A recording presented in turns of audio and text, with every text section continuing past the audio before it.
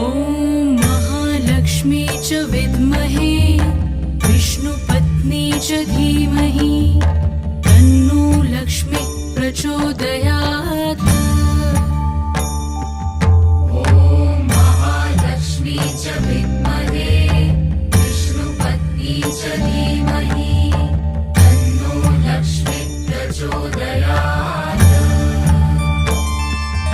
ॐ महालक्ष्मी च विद्महे विष्णुपत्नी च धीमहि